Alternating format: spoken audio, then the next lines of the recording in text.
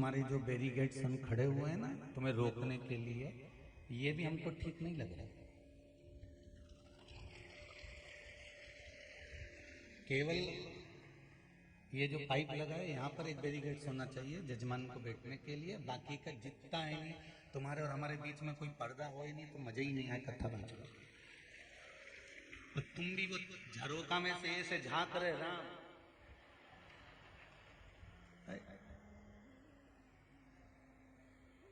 और आधी दूसरे पे ढुली जा रही और वो बाजू वाली यूं मारे जा रही।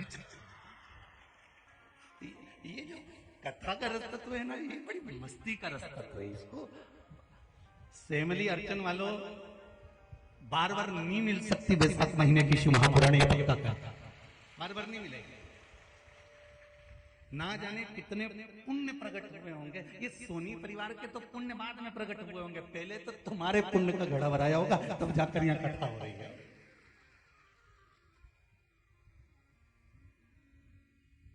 पुण्य का घड़ा पहले तुम्हारा भरा है। ना जाने इसमें लिखा है किसी बहन ने, हमने तो एक पशुपति व्रत तो कथा के लिए ही करा कि हम पंडाल में कथा सुन लिया। बताओ तुम्हारा पशुपति व्रत सफल हुआ कि नहीं हुआ?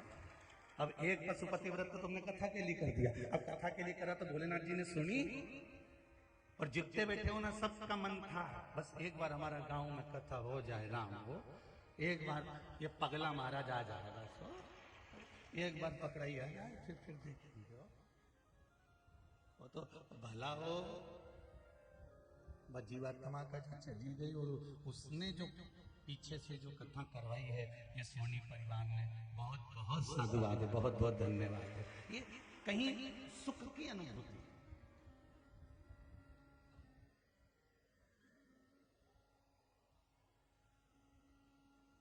किसी के मरने के बाद में कोई पुण्य करवाता है और किसी के मरने के बाद में लोग उसके जाने के बाद उसको अपशब्द कहते हैं। दो तरह के लोग रहते हो। गांव में एक व्यक्ति ऐसा ही रहता था, वो हमेशा गांव वालों को परेशानी करता था। उसने विचार करा कि मैं मर जाऊंगा तो फिर इनको परेशान कौन करेगा, तो उसने क्या करा कि गांव वालों से कहा भैया मेरी अंतिम सांसें चल रही है, मेरा प्राण छूट रहा है, मेरी उम्र हो गई 90 साल की, मैं मर रहा हूं, मरने वाले की अंतिम इच्छा पूरी करना चाहिए, मेरे दोनों हाथों में 2 कील ठोक दो और पांव के पंजे में 2 कील ठोक दो, बस इतनी सी मेरी अंतिम इच्छा है, फिर मैं मर जाऊंगा।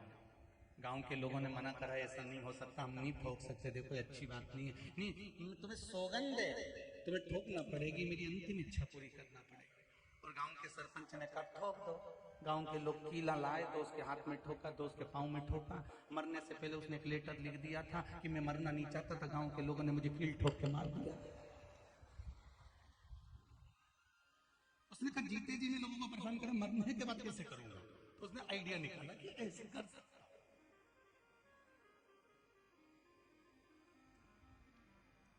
कोई होता है जो पुण्य कराता है, कोई होता है जो भजन कराता है, कोई होता है जो सत्कर्म कराता है। इसलिए शंभु शरणे मांगू घड़ी तो दया कोनी ये शिव की कृपा, ये शंकर की अविरल भक्ति। कल कोई कह रहा था कि गुरुजी से कहना कि कल अक्षय तृतीया है ना तो ब्याह शादी जरा ज्यादा है, तो वो शैलेश भैया है ना उन्होंने कहा होगा कि गुरुजी से कह देना कि जरा ब्याह शादी ज्यादा है, तो हो सकता है कि पहले दिन कथा में कम लोग आए, पर बापड़ा हम तुम क्या आ गए इतना सारा। अब इन्होंने तो कहा कि पहले दिन कम लोग आवेंगे, ऐसा तो हमारा इतना सा कहना था शैलेश भैया, जितने बैठे हैं इनके भी किसी संबंधी की यहाँ शादी हो रही होगी, पर संबंध 2 तरह के होते हैं। एक वो संबंध जिसको निभाना था वो वहां चले गया, और एक संबंध जिसको शंकर से निभाना था वो यहाँ आ गया। ये संबंध की बात है।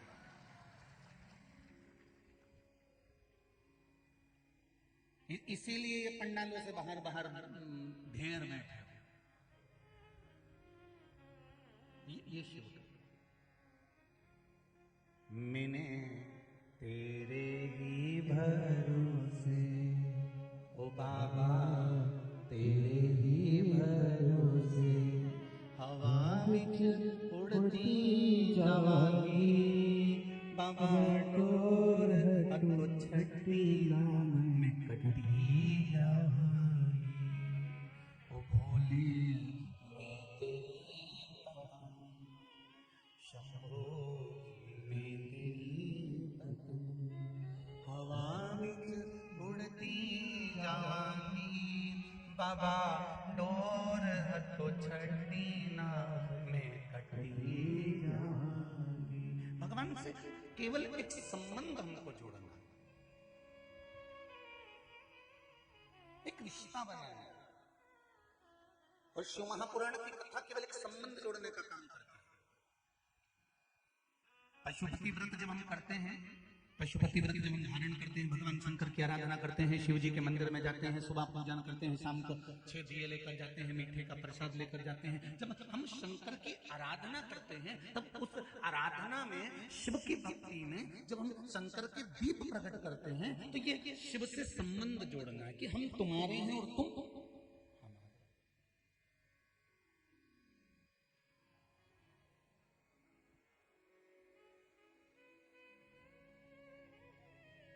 यहां भोलेनाथ जी से संबंध जोड़ना।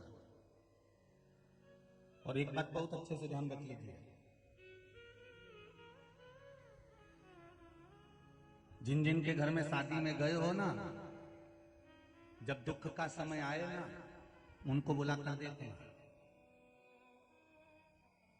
जब थोड़ा बहुत पैसे की तंगी पड़ जाए, दुख आ जाए, बीमारी आ जाए, कष्ट आ जाए, तो जितनों के यहाँ शादी में गए हो उनको बुला कर देखना। और तुम्हारे दुख के समय में एक बार देवाधिदेव महादेव को बुलाकर देखना। दोनों संबंध कहां पर मालूम पड़ेंगे कि वो कहां पर, वो संबंध आपको मालूम पड़ जाएगा कि कौन सा संबंध किस जगह पर काम आ रहा है।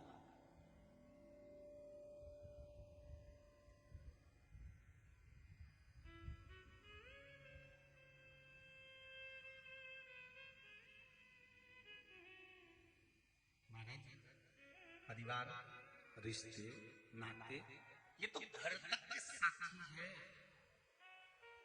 और घर के बाहर इससे तो भजन ही है साथी, हरि के भजन बिन अकेला रहेगा।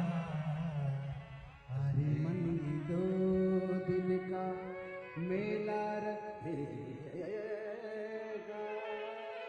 कायम का झमेला रहेगा। संपूर्ण जीवन के इन संबंधों को देखना। आज अक्षय तृतीया है, मां अन्नपूर्णा का जन्मोत्सव भी है। आज मेरे भगवान विष्णु के अवतार श्री परशुराम भगवान का जन्मोत्सव भी है। आप सभी को मेरे परशुराम भगवान की और अन्नपूर्णा माता के जन्म महोत्सव की बहुत बहुत बहुत बधाई।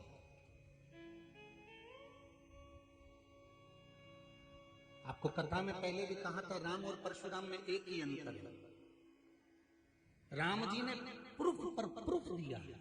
सीता जी की अग्नि परीक्षा हुई, सीता जी को छोड़ दिया गया, किसी के शब्दों पर ध्यान दिया गया। मेरे राम और परशुराम जी में एक अंतर है, राम जी हर समय पर प्रूफ देते रहे, बताते रहे, दुनिया के लोगों को साधते रहे, प्रूफ पर प्रूफ देते रहे। और परशुराम भगवान ने कोई प्रूफ नहीं दिया, बस उन्होंने तो फरसा उठाया और जो निपटाना चालू करा। दादा, किसी ने प्रूफ ही नहीं मांगा। कौन मांगा?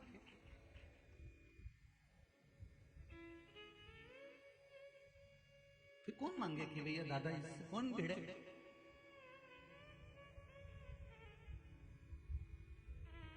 भगवान विष्णु ने जो रूप रखे हैं वो साधारण नहीं रखे।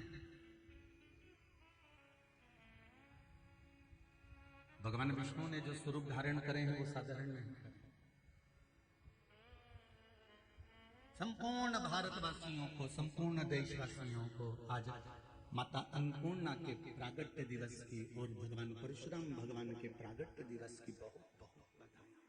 बहुत आपका जीवन भगवान परशुराम जी से सीखिए कि माता का शीश काटने के बाद अपने पिता से कह दिया कि मुझे वापस मेरी मां जीवित कर दे दीजिए।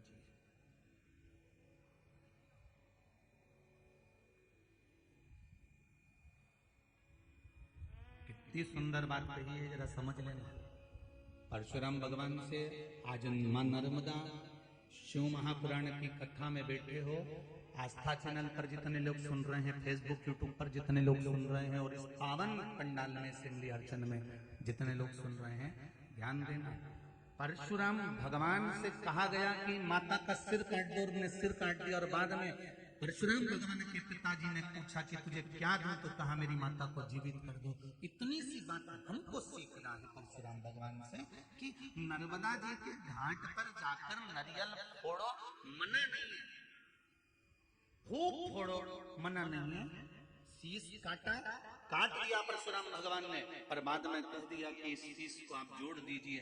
भगवान से पिता से कहा कि इसको जोड़ दो। उसी तरह माता नर्मदा के घाट पर जाकर नारियल फोड़ो, मना नहीं है, अगरबत्ती लगाओ, मना नहीं है, दीप लगाओ, मना नहीं है, पूजन करो, मना नहीं है। पर इतना याद रखना कि नारियल के ऊपर की जो नट्टी है, पॉलीथीन है, चना चिरौंजी या प्रसाद का जो डब्बा है, उसको मां नर्मदा के घाट पर मत छोड़ो, ना जल में छोड़ो, उसको वापस लाओ और कहीं पेड़ के नीचे डालो।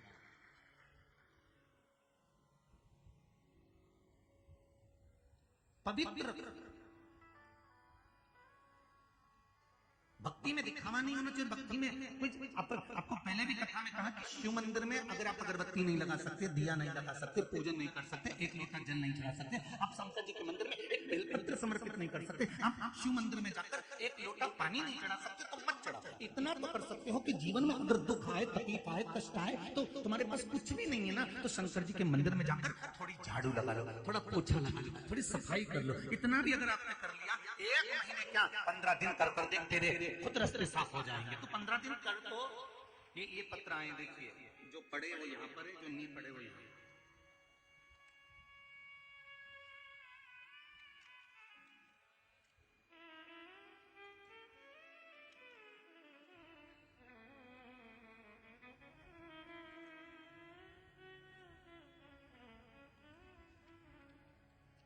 नरेंद्र सिंह जी राजपूत, पिपरिया, जिला नर्मदापुरम।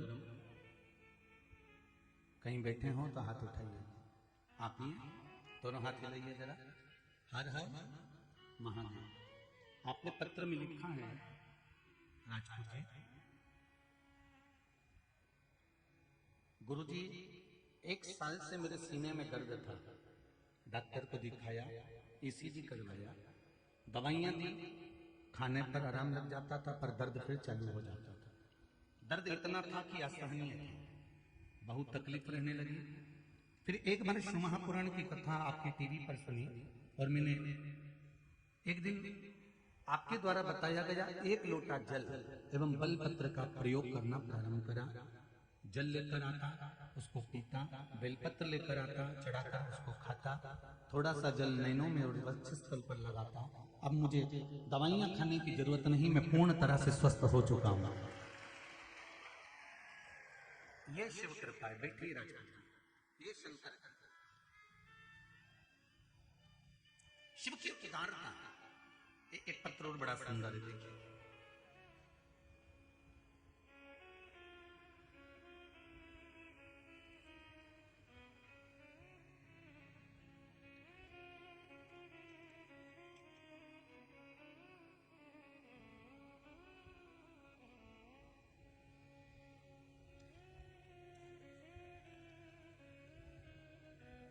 आशा राजपूत, इटारसी से आई हूँ, ग्राम भट्टी। कहीं बैठी हूँ, आप ही हैं? दोनों हाथ हिला दीजिए पीछे से। हाँ, दोनों हाथ। हर हर महादेव। आशा जी, आपने लिखा है 2 साल से लगातार आपकी कथा सुन रही हूँ। महादेव की बड़ी सुंदर कथा का वृतांत सुनती हूँ, जिसकी मैं कल्पना भी नहीं कर सकती। ऐसी कृपा मेरे भोलेनाथ ने मुझ पर कर दी। मेरा बेटा एक शादी में गया था, उसकी पुरानी रंजिश के कारणवश मेरे बेटे को 10 लड़कों ने घेर लिया और तलवार और चाकुओं से वार करना प्रारंभ कर दिया। 16 लोगों ने चक्कू से वार करा था, तलवार से वार करा था। बेटा घबरा गया, गिर गया। उस बेटे ने केवल एक बार मुख से शंकर का स्मरण करा और क्या देखता है कि वहां से एक पुलिस की गाड़ी आ रही है जिसमें टीआई बैठे हुए हैं। उन्होंने देखते से टीआई ने तुरंत उस बच्चे को उठाया, मेरे बेटे को उठाया और डॉक्टर के पास में हॉस्पिटल लेकर गया। पहले प्रशासन का काम होता है कि जो है उनको पकड़ना, पर पकड़ा बाद में, पहले उसको डॉक्टर के पास टीआई साहब लेकर गए। गुरुदेव, डॉक्टर ने कहा 3 घंटे तक पेट में चक्कू पड़े रहने पर और इतने घाव हो जाने पर तो इसको मर जाना था, पर यहाँ तक अगर ये जिंदा आया है तो इसके ऊपर कोई कृपा ही होगी। उस बच्चे ने डॉक्टर से कह दिया, गुरुदेव मेरी माँ पशुपति व्रत करती है, मुझे भोले बाबा मरने नहीं देगा। ये पत्र में लिखा है आशा जी आपने, मेरी माँ पशुपति व्रत करती है, मुझे भगवान मारने नहीं देंगे, ये विश्वास है। और मेरा बेटा आज वापिस मेरे घर आ गया, ये शिव की ही कृपा है। इतने चाचा बैठो बहन, हर हर महा। शिव की कृपा किसको कहते हैं? अकाल मृत्यु वो मरे जो काम करे, चंडाल का और काल उसका क्या बिगाड़े, जो भक्त हो महाकाल का। अगर शंकर जिसको रख रहे हैं उसको दुनिया का कोई नहीं चक सकता।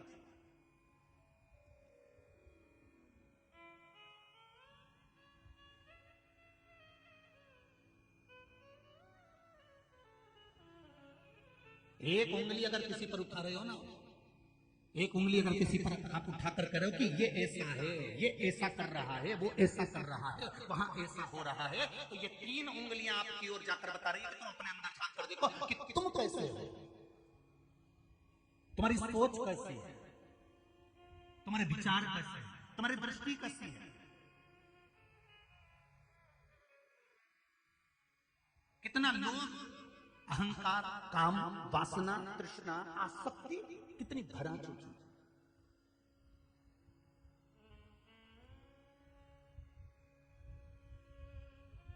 भाई जिंदगी में एक बात याद रखिएगा, बनने का प्रयास करिएगा तो सीढ़ी बनने का प्रयास करना कि हम किसी को ऊपर की ओर बढ़ा सके, किसी का एक आनंद की ओर उसको अग्रण्य कर सके। ये नहीं कि सीढ़ी के पाए तोड़कर उसको नीचे गिरा दिया जाए। प्रयास करना कि आगे बढ़ने का, हम और प्रयास करें कि उसको और बढ़ाया जाए।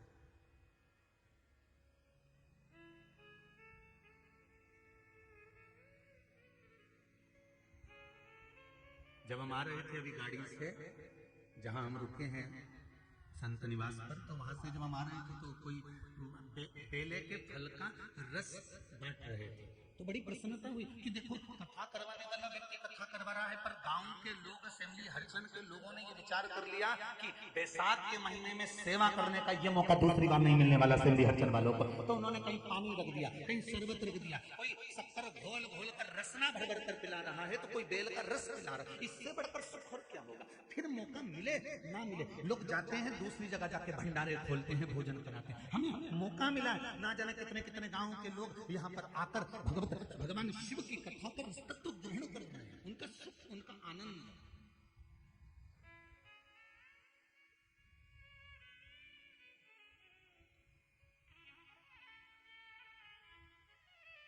और माई नर्मदा के तट पर तो ढेर संत, साधु, सन्यासी, तपस्वी, ब्राह्मण, जोगी सब निवास करते हैं। मेरा एक निवेदन जजमान परिवार से थोड़ा सा रहेगा कि कोई अगर नर्मदा तट के कोई संत आ रहे हों, साधु आ रहे हों, कोई सन्यासी लोग आ रहे हों, तो उनके लिए बैठने के लिए कल से एक ब्लॉक छोटा सा बना देना, जिससे संत लोग आगे बैठकर आराम से कथा का रस्तत्व ग्रहण कर सके। बस इतना सा। कोई साधु, कोई सन्यासी, कोई तपस्वी, कोई संत जन, कोई भी आए नर्मदा तट का, वो नर्मदा महारानी की गोद का पुत्र है, वो सुने कथा रस्तत्व ग्रहण।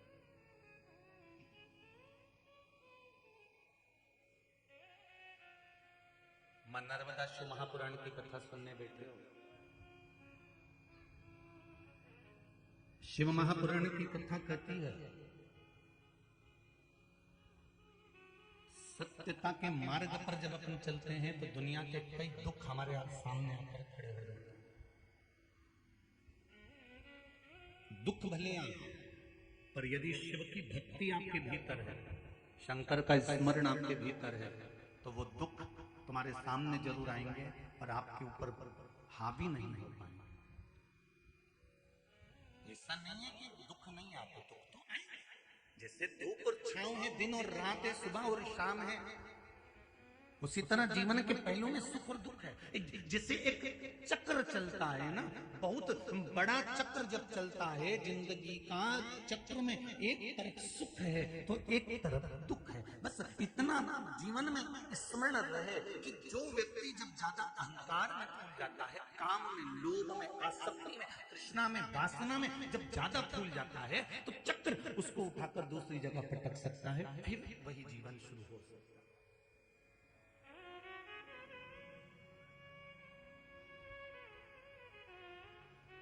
भगवान और आया एक बार श्री हनुमान जी महाराज के भीतर भी थोड़ा सा,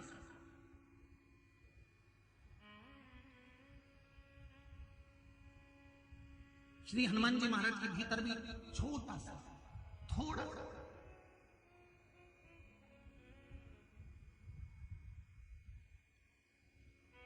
एक भक्ति का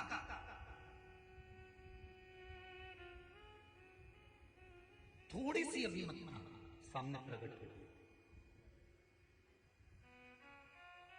और भगवान राम बैठे थे सिंहासन पर, भगवान मेरे सीताराम सरकार सिंहासन पर बैठे हुए थे, हनुमान जी महाराज उनकी मस्ती में बैठे हुए थे। हनुमान जी महाराज ने आकर सीताराम सरकार से कहा, राघव जी से कहा, स्वामी मेरे मन में एक अभिलाषा है। क्या अभिलाषा? मैंने आपकी सेवा करी, आपकी सेवा में मैं लगा रहा, पर मेरी इच्छा है। क्या इच्छा? मुझे शंकर भगवान और माता पार्वती का दर्शन करना।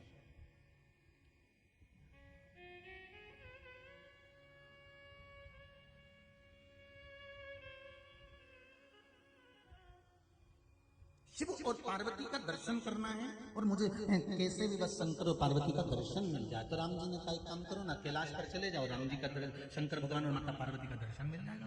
जाओ कैलाश, शंकर पार्वती का दर्शन करना है तो कैलाश चले जाइए। अब एक बात याद रखना, ये कथा आपकी और हमारी है,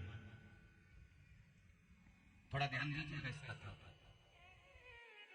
मेरे हनुमान जी महाराज जी को राम जी का दर्शन हो रहा है, मेरे हनुमान जी को सीता जी का दर्शन हो रहा है, मेरे हनुमान जी को माता कौशल्या, केकई, सुमित्रा जी का दर्शन हो रहा है, मेरे हनुमान जी को भगवान विष्णु का दर्शन हो रहा है, मेरे हनुमान जी को देवऋषि नारद का दर्शन हो रहा है, मेरे हनुमान जी को सभी देवी देवताओं का दर्शन हो रहा है। पर हनुमान जी ने यह संवाद भगवान राम जी से कहा कि मुझे शंकर और पार्वती का दर्शन नहीं हो रहा, उनका मुझे दर्शन करना।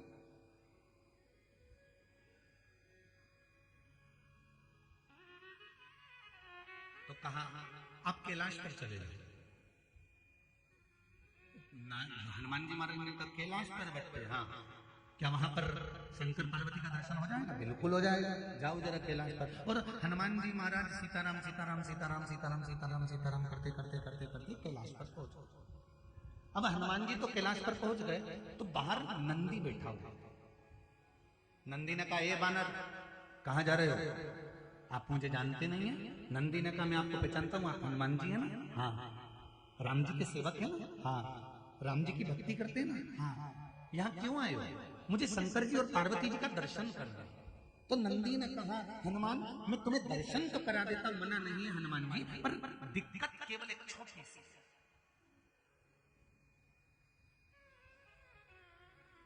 फैमिली अर्चन वालों, मां नर्मदा शिव महापुराण की कथा सुनने के लिए बैठे हो, इसलिए नर्मदा जी की इस कथा को सुनना जरूरी है। क्या हनुमान जी को शंकर जी का दर्शन क्यों नहीं हुआ? क्या कमी रह गई थी हनुमान जी के पास में? जो राम जी की सेवा में दिन रात डूबे हुए थे, उनके पास कमी क्या थी? जो माता सीता के कहने पर अपने तन पर सिंदूर डाल लेते हैं, उनके पास कमी क्या थी? जो दौड़कर लंका पर चढ़ाई कर सकते हैं, उनके पास कमी क्या रह गई थी जो शंकर और पार्वती का दर्शन नहीं हुआ कैलाश जाने पर?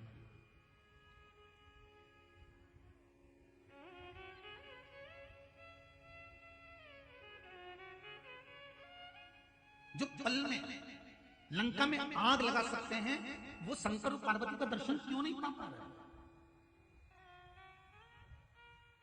कभी विचार करना, सेमली हरचंद में रहने के बाद भी, सेमली हरचंद के आसपास में रहने के बाद भी 10 किलोमीटर, 20 किलोमीटर, 25 किलोमीटर, 50 किलोमीटर रहने के बाद भी अगर आप शिव महापुराण की कथा में नहीं पहुंचे हैं, पंडाल तक नहीं पहुंचे हैं, तो ऐसा क्या कर दिया था आपने कि भगवान की कथा तक में नहीं पहुंच पाए? और जो पहुंच गए हैं उन्हें कौन सा पुण्य करा होगा?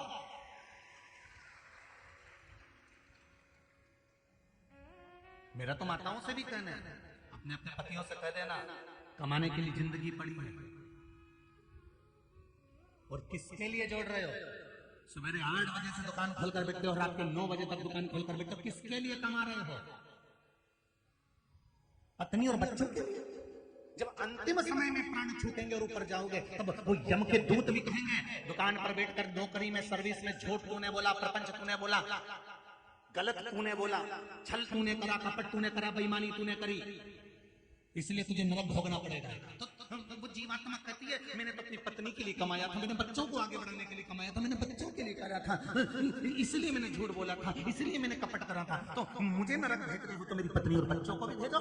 तो यम के दूत कहेंगे, झूठ तूने बोला, छल तूने करा, कपट तूने करा, बेईमानी तूने करी, इसलिए सुन ले भेरू, भोगेगा भी तू, दूसरा नहीं भोगने वाला। तो मेरी माताओं से निवेदन, तुम तो जोरदार खजूर वाली चोटी वोटी बना के रहे हो, अपने कई टेंशन नहीं, जरा सी रत्ती भर की जो होगा, आग लगे बस्ती में, बस इतना जरूर करना कि अपने, अगर सेमली हरचंद के 50 किलोमीटर, 60 किलोमीटर, 100 किलोमीटर के दायरे में रहते हो, तो एक बार पति से जरूर कह देना, सुनो जी सुनो, मैंने कथा का सुना है, नर्मदा भी नहा लेंगे और नर्मदा की शिव महापुराण भी सुन लेंगे, जरा चलेंगे 5 मिनट होके आए, चलेंगे।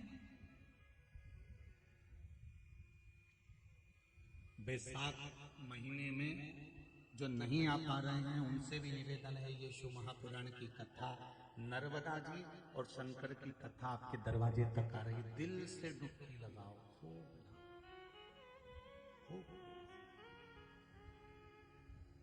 और कोई इससे बाँचने वाला कोई दूसरा नहीं, शिव शंकर है, करवाने वाला कोई दूसरा नहीं, शिव शंकर है, और सुनने वाला कोई दूसरा नहीं, शिव कोई दूसरा।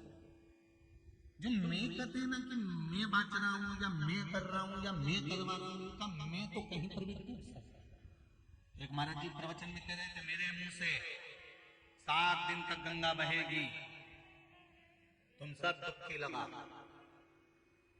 एक गांव का व्यक्ति दौड़ के अपने घर गया, पत्नी से जाकर कहा, सुन, पिताजी की अस्थियां रखी थी, कहाँ है? पत्नी बोली, क्यों, तुम गंगा जी जा रहे हो?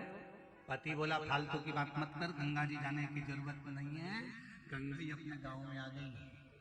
अच्छा, हाँ, तू बता पिताजी की अस्थियां कहाँ धरी? तो के वो कबेलू पे धरी, मगरी के ऊपर। तो उन्होंने जो ऊपर कबेलू पे अस्थि धरी थी उसको निकाली और सिलवट्टे पे उस पर चक्कू बुनी, चटनी बनाने का, जम के तो बोलो क्या बोलते हैं उसको, सिलवट्टा, उसको वो लुड़िया से रगड़ दी, और रगड़ के और उसकी चटनी बना के उसे पीस के पूरी। तो पत्नी की, इसको तुम्हारे पिताजी की हड्डियों को पीस क्यों रहे हो?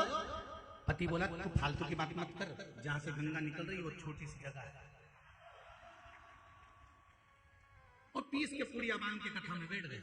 और कथा में बैठा, और जैसे ही महाराज जी ने फिर दूसरे दिन कहा, मेरे मुंह से 7 दिन तक गंगा बह रही है, तुम सब डुबकी लगा। इतने में तो खड़ा हो गया, रुको महाराज थोड़ा सा प्रसाद खा, और खड़े होके जो महाराज जी के दिया, महाराज जी ने वही व्यास पीठ पे लेके मुंडा में धरा, और मुंडा में धरते से दांत में जो चर्र बोला, और चर्र बोलते से तो महाराज जी ने पूछा, क्या खवा दो, क्या खवाया? तो गुरु जी तुम ही बोल रहे थे 7 दिन तक गंगा बह रही, गंगा बह रही, तो मैंने सोचा पिताजी की अस्थियों को गंगा जी में खवाना था, तो मैंने सोचा यही खवा।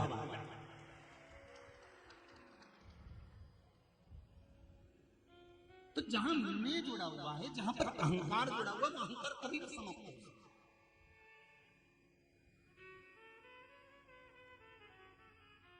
दुनिया के लोग चने के झाड़ पर चढ़ाने वाले बहुत मिलेंगे, बहुत बढ़िया लिखा, बहुत बढ़िया कहा, बहुत बढ़िया, बहुत जोरदार, और तुम्हें चढ़ा ऊपर से नीचे पटक देंगे, बहुत जोरदार, पर तुम्हें समझाना है, अपनी बुद्धि से चिंतन कर कर कहना है, सुनो जी कथा रसतत्व हो रही है और स्मरण करो कथा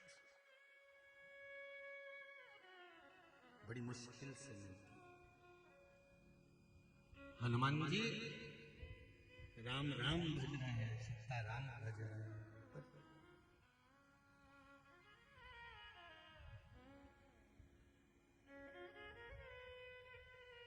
कहां मुझे शिव जी का दर्शन करो, शिव जी का दर्शन। ओ हनुमान जी से नंदीश्वर कह रहे हैं कि तुम्हें शंकर जी का दर्शन नहीं हो सकता, वापिस लौट जाओ, मुझे जानते हो आप? हनुमान जी ने कहा मुझे पहचानते हो? हाँ पहचानता हूं। जब थोड़ा सा अहंकार व्यक्ति का ऊपर बढ़ता है ना, तो वो कह देता तुम मुझे जानते हो?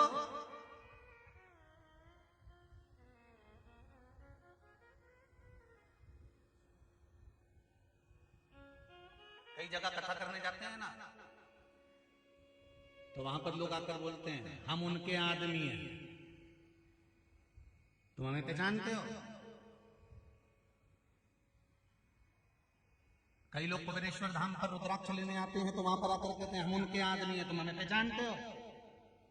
तो वहां पर जो कार्यकर्ता होते हैं वो कहते हैं हम भी शंकर के आदमी हैं, पहचानते हो? सबके लिए समता का भाव होना चाहिए।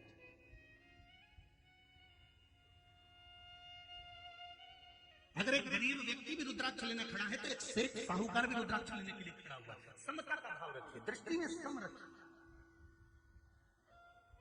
कितना बड़ा दोष है साहब, सनातन धर्म के भीतर कितना बड़ा दोष बताया जरा देखिए। पहले जब शादी होती थी तो शादी में जब लोग भोजन करने बैठते थे, तब एक पंगत भंडारे की जब भोजन करने बैठते थे, भंडारे की या संत भोज की या साधु भोज की जब पत्तल लगती थी, पंगत लगती थी, विवाह की जब पंगत लगती थी, तो एक जैसी पंगत जब लग जाती थी, उस पंगत में लगने के बाद एक साथ भोजन चालू होता था। बोलो सही है कि गलत है? एक साथ भोजन करने के बाद लोग उठते थे, एक साथ भोजन करने बैठते थे और एक साथ उठते थे। और जो परसदारी करने आता था, गुलाब जामुन लेकर आया, चाहे बर्फी लेकर आया, चाहे पूरी लेकर आया, चाहे सब्जी लेकर आया, सबसे पूछते पूछते पूछते पूछते जाता था। ये नहीं कि उसका पहचान वाला वहां बैठा है तो वहां पहुंच गया और गुलाब जामुन दे दी। क्यों? क्योंकि अगर पहचान वाले को गुलाब जामुन दे दी और यहाँ से लेकर वहां तक में अगर 14 लोग बैठे हुए, 15 लोग बैठे हुए, उन 15 लोगों को नहीं पूछा और उनको अगर गुलाब जामुन नहीं दिए, तो वो 15 के भूखे रहने का दोष तो जिसने अपने पहचान वाले को गुलाब जामुन दिए उसको लग जाता था, और 1 वर्ष तक उसको अन्न का निवाला देवयोग से नहीं बनता था।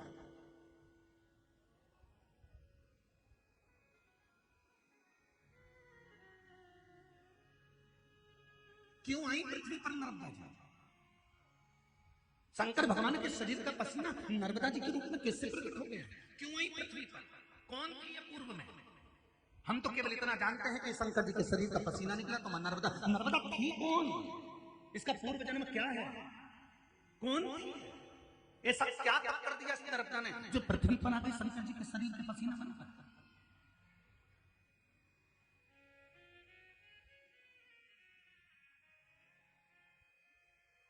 बहुत सारे प्रश्न हैं मां नर्मदा जी से जुड़े हुए कि पूर्व में नर्मदा कौन थी, कहां से आई? शंकर भगवान के शरीर का पसीना और 12 वर्ष की प्रकट हो जाना, अमरकंटक में आ जाना, मेखल की सुता बन जाना, मेखल की बेटी बन जाना और सोनभद्र के साथ में विवाह का प्रस्ताव हो जाना, ये तो सब बात आप लोगों ने सुन रखी है, इसका कोई वो नहीं है। पर मूल बात पर चलना है शिव महापुराण की कि नर्मदा पूर्व में कौन थी, कौन थी, क्यों आई?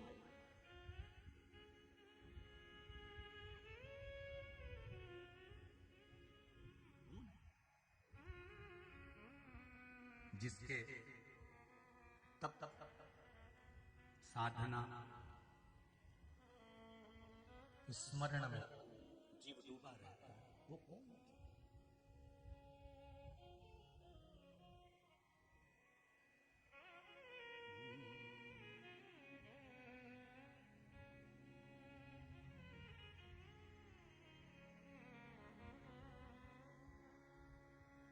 तेरे जल में नहा के सब तर जावे रेवा को रेवा।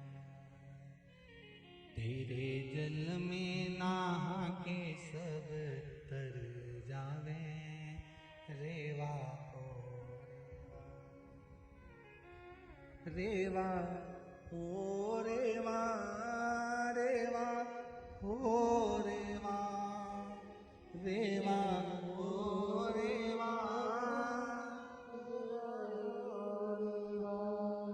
रेवा ओ रेवा रेवा ओ रेवा रेवा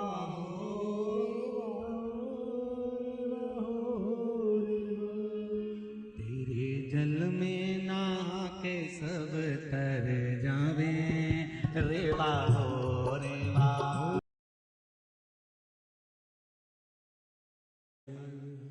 मैया नर्मदा की कथा नर्मदा शिव महापुराण कह रही है। श्री हनुमान जी महाराज को रोग दिया श्री नंदीश्वर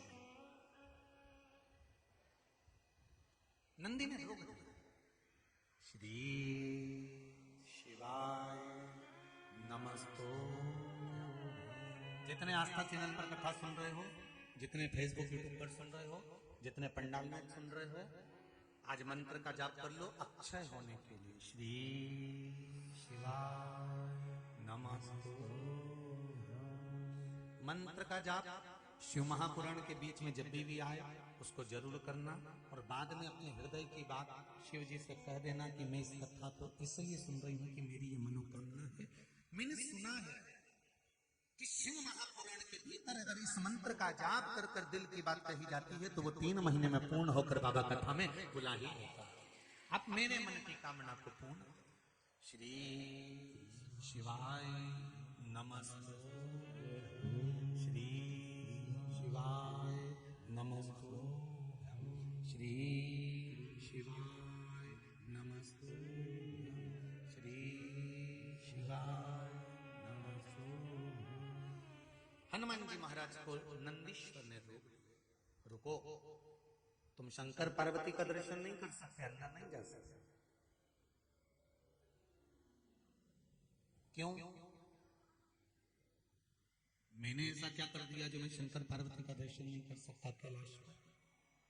कभी यदि रोज मंदिर जाते हो, रोज भगवान के दरवाजे जाते हो और कुछ दिन से तुम्हारा मंदिर जाना बंद हो गया या भगवान शंकर को जल चढ़ाना बंद हो गया या शंकर का भजन बंद हो गया या स्मरण बंद हो गया, तो विचार करना कि तुमने कौन सा ऐसा कर्म कर दिया कि भगवान मुख तक नहीं देखना चाहते। बहुत ध्यान देना महाराज। जब हमारा कुछ बेकार समय चालू होता है, हम बहुत पैसे वाले बन गए, बहुत धनपति बन गए, हमारे पास में बहुत संपदा आ गई, हम बहुत अच्छा भजन करने लगे, हम बहुत अच्छा दान पुण्य करने लगे, हमने बहुत अच्छा मंदिर का आनंद कर लिया, हमने बहुत सारा सत्कर्म कर लिया, हमने बहुत सारी दुकानें खोल ली, हमने बहुत सारा व्यापार बढ़ा लिया, हमने बहुत अच्छी नौकरी लग गई, हमने बहुत अच्छा सर्विस करना चालू कर दिया। ये सब कुछ होने के बाद में तुम रोज मंदिर जाते थे, रोज पूजन करते थे, रोज अर्चना करते थे, सब कुछ भगवान ने दे दिया। और जब तुम्हारा विनाश का समय आता है, जब तुम्हारा दुख का पल आता है, जब तुम्हारी तकलीफ का समय आता है, तब भगवान तुम्हारा खाना पीना बंद नहीं करता। भगवान कभी तुम्हारा भोजन बंद नहीं करेगा दुख के समय पर। भगवान कभी तुमको आकर थप्पड़ नहीं मारेगा दुख के समय पर। भगवान कभी तुम्हारे कानों में आकर नहीं कहेगा कि अब तेरा बेकार समय आ गया। भगवान कभी तुम्हारा घर जमीन जायदाद नष्ट नहीं करेगा दुख के समय पर। भगवान सबसे पहले जब तुम्हारा दुख का समय आने वाला होता है, तब भगवान सबसे पहले एक काम करता है। कौन सा काम? अपने मंदिर में आना तेरा बंद कर देता है। इतना काम करा देगा, इतनी व्यस्तता दे देगा, इतनी व्यस्तता दे देगा, इतना काम लाकर छोड़ देगा कि तू मंदिर जाना जम के तो बोलो छोड़ देगा। धीरे धीरे तू मंदिर जाना छोड़ेगा। पहले एक आध दिन छूटेगा, कहीं शादी ब्याह में जाना है, कहीं पार्टी में जाना है, कहीं घूमने जाना है, मंदिर छूट गए। फिर धीरे धीरे धीरे धीरे 15 दिन मंदिर छूटेंगे, फिर 20 दिन छूटेंगे, फिर 1 महीना छूटेगा, फिर 2 महीना छूटेगा, फिर शरीर में कष्ट आने लगेगा तो मंदिर नहीं जा पाऊंगा, आज मुझे वहां जाना है मंदिर नहीं जा पाऊंगा, आज मुझे वो करना है मंदिर नहीं जा पाऊंगा। धीरे धीरे 5 महीना 6 महीना मंदिर में जाना भगवान बंद करवा देता है। क्यों? क्या कारण है? किसी ने भगवान से पूछा तुम ऐसा क्यों करते हो, मंदिर जाना क्यों बंद करवा देते हो? भगवान बोले जब ये दुख में आएगा, तकलीफ में आएगा, कष्ट में आएगा,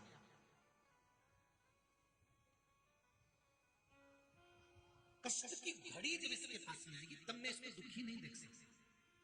और मेरे मंदिर में आता है, लोग क्या कहेंगे, खूब कथा सुनती थी, टीवी खोल के आस्था चैनल के सामने बैठी रहती थी, दिन भर मोबाइल पर सुनती थी, इतना जब पशुपति व्रत करती थी, और अगर इसको दुख आएगा तो लोग, अगर ये मंदिर आती रही आता रहा और दुख आ गया तो लोग क्या कहेंगे, इतना मंदिर जाने वाले के ऊपर इतना दुख आ गया, तो लोग कुछ तो कहेंगे ना। फिर नाम इसका खराब नहीं होगा, नाम तो देव अधिदेव महादेव का खराब होगा। इसलिए भगवान ने कहा सबसे पहले मैं इसका भजन छुड़ाऊंगा, मंदिर छुड़ाऊंगा, कीर्तन छुड़ाऊंगा, नाम जाप छुड़ाऊंगा, कथा सुनना छुड़ा दूंगा, तब फिर दुख आएगा, चल जाएगा। तो एक निवेदन आप सबसे है, प्रभु तेरा द्वार न छूटे, छूट जाए संसार, प्रभु तेरा संगी छूटे, साथी छूटे, सब कोई छूटे, छूट जाए परिवार, प्रभु तेरा द्वार ना छूटे। हे भगवान, सब कुछ छूट जाए, हमारा कुटुंब, कबीला, नाते, रिश्ते सब कुछ छूट जाए, पर इतनी कृपा मेरे भोलेनाथ करना, नहीं छूटे तेरा भजन कीर्तन, ना सत्संग छूटे, नहीं छूटे तेरी कथा कीर्तन, ना पुराण छूटे। हे भगवान, सब छूट जाए पर ये नहीं छूटे। अगर ये छूट गया तो फिर समझ लो घड़ी चलते चलते चलते चलते दुख की ओर फिर आने लगे। तेरे दरवाजे की चाकरी, तेरे दरवाजे की नौकरी, एक पत्र आया,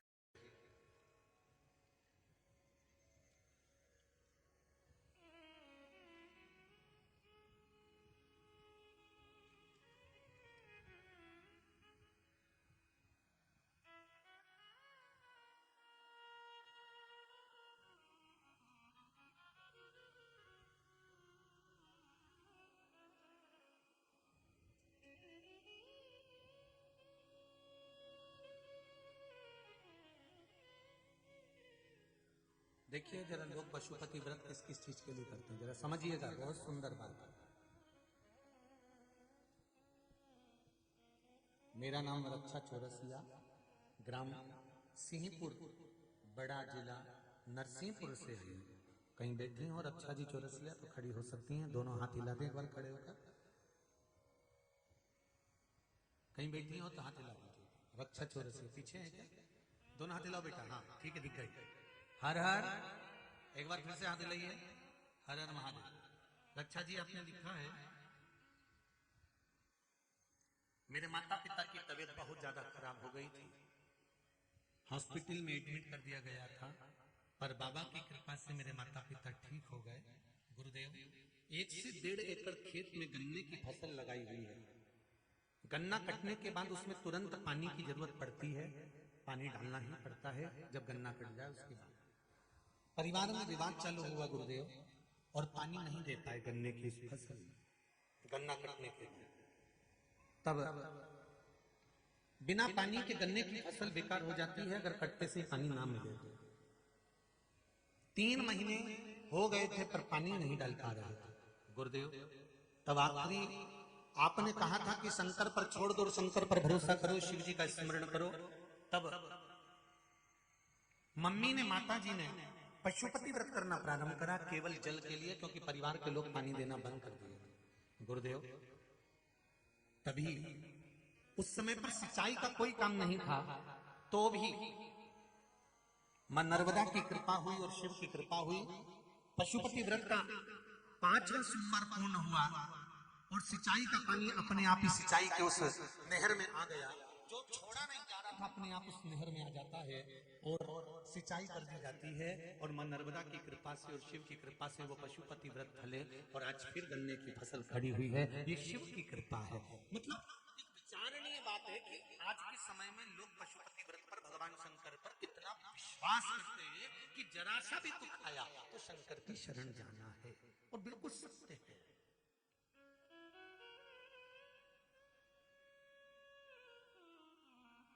छूट जाए संसार प्रभु तेरा द्वार न छूटे। बस भगवान से ये निवेदन करते रहना कि भगवान सब कुछ छूटे। माना दुख आ रहा है, तकलीफ आ रही है, कष्ट आ रहा है, पर दुख की घड़ी में भी जिस समय पर सुख और दुख का मिलन होने वाला होता है, सुख जा रहा होता है, दुख आ रहा होता है, उस मिलन के बिंदु में शंकर की भक्ति और शंकर का द्वार और शिव महापुराण को कभी मत छोड़ना, तो शंकर उस दुख की घड़ी में तुमको नहीं छोड़ेगा। वो दुख की घड़ी में नहीं छोड़ेगा। प्रत्येक समस्या का हल एक लोटा जल शिव को चढ़ाते रहो, बस फिर दुख आएगा भी तो मालूम नहीं। ऐसा नहीं है कि नहीं आएगा। मैंने तेरे ही भरोसे हवा बिच उड़ती जवानी, बाबा डोर हथों छड़ी ना मैं कटी ओ भोले मैं तेरी हवा बिच उड़ती जवानी, बाबा डोर हथों छड़ी मैं कटी। शिव की कृपा से बाबा से कहना कि मेरा द्वार, मंदिर, चौखट, शिव महापुराण, शंकर का भजन ना छूटे। हनुमान जी, मुझे अंदर जाने दो। नंदी कह रहे नहीं, तुम अंदर नहीं जा सकते, तुम्हें अंदर नहीं जाने दिया गया। क्यों?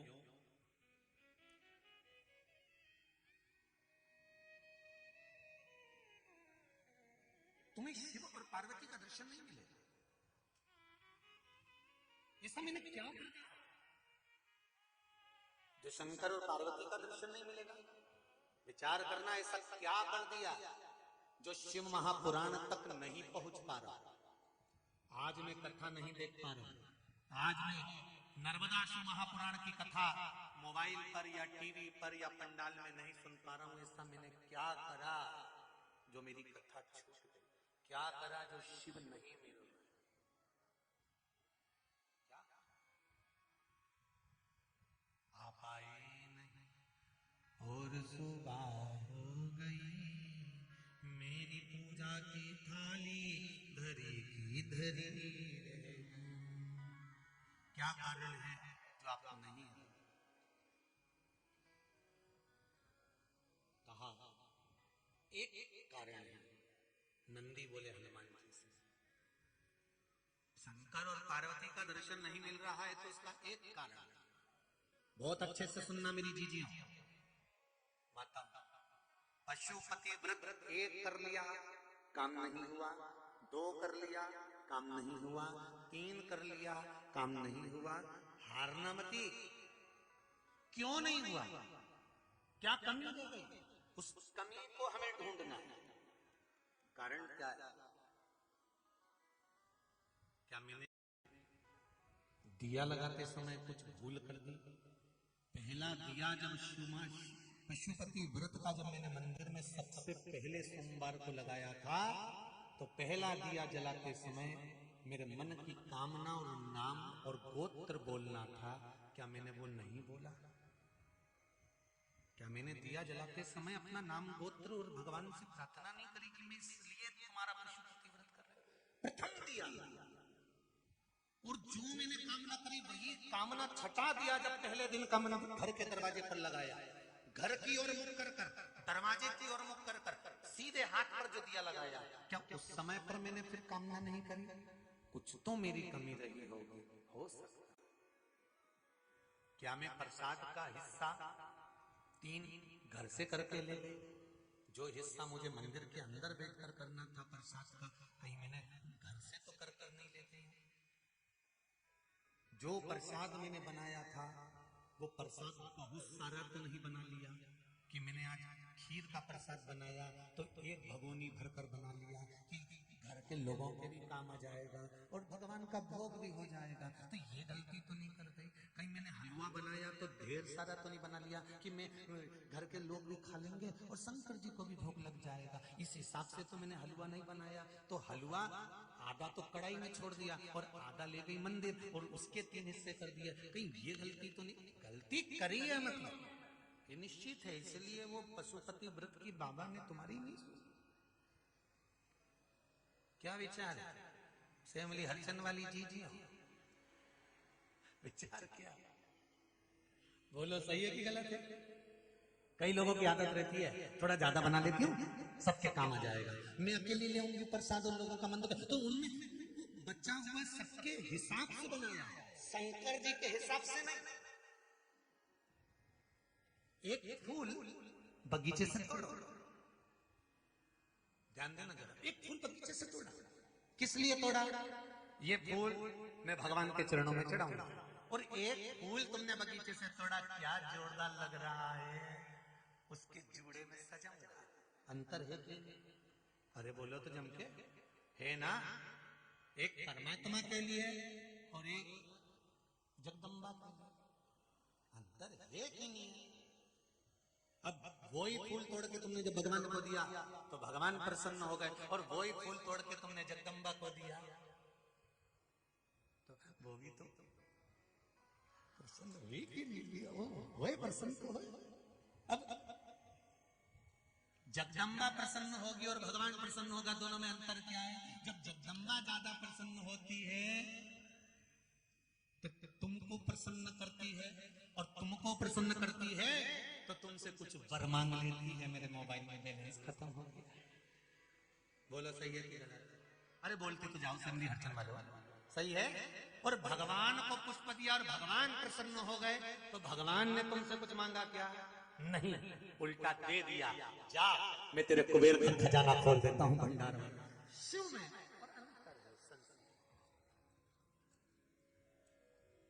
फूल वही है। हलवे का प्रसाद घर में जो मीठा बना रहे हो वो उतना ही बनाना जिसके लिए बनाओ।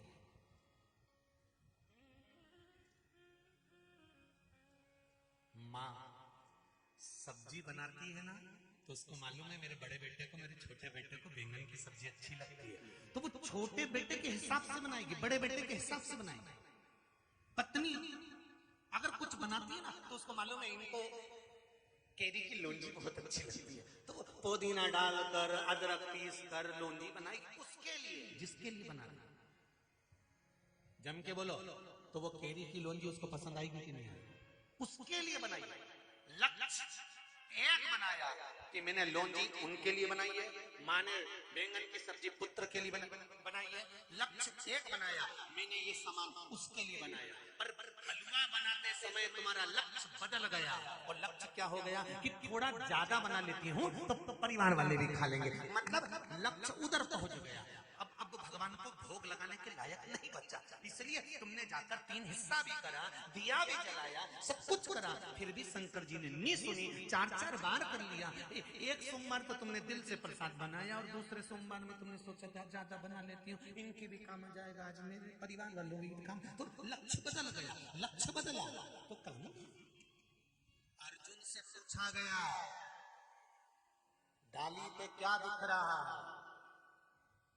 क्या दिख रहा है? तोते की आंख। सबसे पूछा तो कि डाली दिख रही नहीं, तोता दिख रहा नहीं, ऐसा दिख रहा ना वैसा दिख रहा, ये पत्ता उड़ रहा। उसने कहा मुझे केवल नेत्र नजर आ रहा है, इसके सिवाय कुछ नहीं। पशुपति व्रत करने वाले ध्यान से सुन लें, जिस समय भगवान का प्रसाद बनाए उस समय तुम्हारा लक्ष्य पोते की निगाह जैसा शंकर का होना चाहिए कि मुझे शिव के लिए बनाना है, संसार के लिए नहीं। निगाहें बदली, नजारे बदल गए। हलवा जा जैसे ही बढ़ गया तो व्रत भी बदल गया। तुम्हारे बढ़ने से व्रत बदल गया, अब ये लक्ष्य बदल गया, लक्ष्य चला गया। कथा में एक लाइन आती है, जैसे इन्होंने लिखा, स्वर्गीय श्री नीलेश जी सोनी जी की स्मृति में शिव महापुराण की कथा हो रही है, तो ये लक्ष्य बनाया गया नीलेश जी सोनी की स्मृति में, मतलब जिसके निमित्तार्थ कथा हो रही है, ये पक्का है वो 7 दिन में एक बार कथा सुनने किसी भी रूप में आएगा, वो सुनकर जाएगा, ये निश्चित था। कहीं पर भी सुने वो सुनेगा, लक्ष्य उसका बना। आप लोगों ने लक्ष्य बनाया है, मैं कथा सुनने बैठी हूँ, मेरे बच्चे का रिजल्ट आने वाला है, नौकरी लग जाए, व्यापार चल जाए, जो लक्ष्य लेकर बैठते हो 7 दिन में कथा सुनने के बाद वो लक्ष्य पूरा करना देवाधिदेव महादेव के हाथ में होता है, उसको पूरा करना ही पड़ेगा, निश्चित है कि वो पूरा करेगा।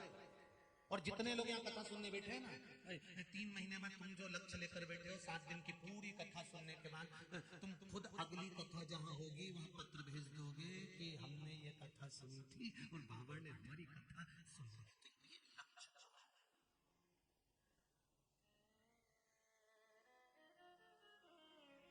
लक्ष्य निश्चित है।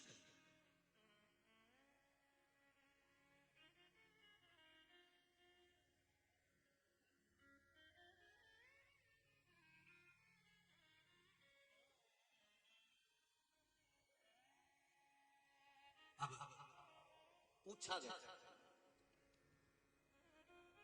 हनुमान जी ने पूछ लिया कि मैंने कमी क्या रख दी, मैं तो भगवान का भजन करता हूं, राम कहूं सिया राम कहूं दिन रात कहूं सिया राम कहूं सिया राम कहूं सिया राम सुबह शाम कहूं सिया राम, मैं सुबह शाम दिन रात राम सीताराम कहता हूं, फिर मुझ में कमी क्या रह गई जो शंकर और पार्वती का दर्शन नहीं हो रहा? हमारा पशुपति व्रत भगवान स्वीकार नहीं कर रहा, इसमें कमी क्या रह गई?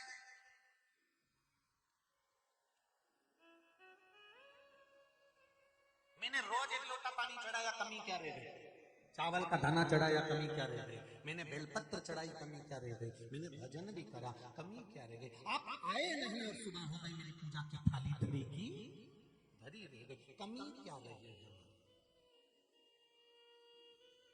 किसी किसी की कथा पक्की होने के बाद भी कैंसिल हो जाती, कई बार, ऐसे तो बहुत मुश्किल है पर हो जाता है। तो विचार करना कि क्या कमी रही, क्यों, क्या हुआ, बाबा क्यों नहीं चाहते, क्या ये सब क्या रहा?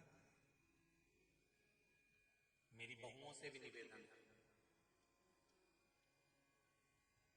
एक बहू के प्रति सास का मन ज्यादा रहता है, एक के प्रति कम हो जाता है। जिसकी कम हुआ वो सास की बुराई ना करे, देवरानी की बुराई ना करे, जेठानी की बुराई ना करे, वो ये छापे कि मुझ में ऐसी क्या कमी रह गई जो मैं माता पिता का प्रेम नहीं पा पा रही हूँ, मैं माता पिता का स्नेह नहीं पा पा रही हूँ, वो कमी क्या है उसमें और मुझ में, क्या कमी रह गई? मुझे लगता है एक कमी रह जाती होगी, ये 2 तोले की है ना अंदर 32 दांत के बीच में जिभ्या, इसमें कुछ ना कुछ कमी रह जाती होगी। कई माताएं कह देती गुरुजी मेरी बहू है बहुत जोरदार, सारा काम संभाल लेती है, सब कुछ कर लेती है, सब बहुत बढ़िया गुरुजी, मेरी बहू है इतनी अच्छी मैं वर्णन नहीं कर सकती, दिन रात काम में लगी रहती है। आगे बढ़ बढ़कर बाजार चले जा, सामान लिया, मेहमानों को ले जाए, ये कर ले, वो कर ले, सब काम कर ले, 50 मेहमान घर में आ जाएंगे, सब काम कर ले, बस एक कमी है मेरी बहू में। क्या? बस बाकी बोले। जब वो बोले तब महाराज घर डोले, ऐसी बोली, बस वो बोलती गड़बड़ है, बस बोले, बस सब काम अच्छा करे, और जब दिल से करना उन्हें सब बढ़िया करे, पर जब बोले ना सब करे धरे पर पानी फेर दे। तो मेरी बहुओं से निवेदन है, मेरी जीजियों से निवेदन है, मेरी बहनों से निवेदन है, तुम बहुत अच्छी, एकदम गुड नेचर, और तुम्हारी सास गोल्ड नेचर, वो भी एकदम गुड नेचर, सब बढ़िया, जीवान कहीं ना कहीं गड़बड़ी करता है। इसलिए हमें सबसे ज्यादा कंट्रोल में रखना है। तो किस चीज को रखना है? जम के बोलो जरा, जिद। इसलिए भगवान ने इसको जब बनाया ना शरीर में, तो सबसे आखिरी में बनाया, और बनाने के बाद नीचे से 3 जगह से बांट दिया। आज ही घर जाना, दर्पण में मुंह देखना, जीवान को ऊंची करके देखना, 3 जगह से कसी हुई है, ज्यादा मत बोलना। सबसे ज्यादा सेफ्टी में इसी को रखा, 32 सैनिक लगा दिए, ज्यादा बोले तो काट दो। तो 32 सैनिकों ने कहा ये हमारी नहीं सुनेगी, तो ने कहा 2 फाटक में बंद कर दो, होट बनाना। इसके बाद भी चैन से नहीं रही, 1 मिनट पानी भरने गई ओटला पे, आग लगा के आ गई, 1 मिनट में सब कर धर के। बोल मेरी जीभा हरी हरी, 10-10 भोजन पान करे और राम नाम मरी मरी। बोल मेरी जीवा, अभी भी नहीं बोली हरी, इतनी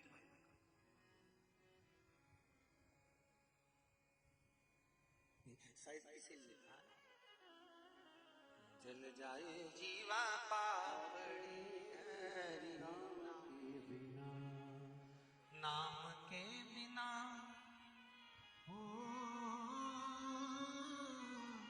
नाम के बिना हरि, नाम के बिना जल जाए जीवा पापड़ी हरि नाम।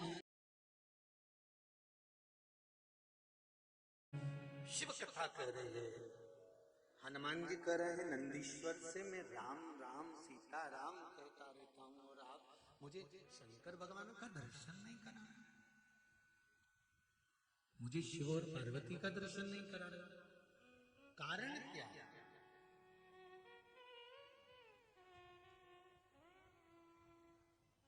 ऐसा कौन सा कारण हो जाता है जिसके कारण बस भगवान का दर्शन नहीं होता?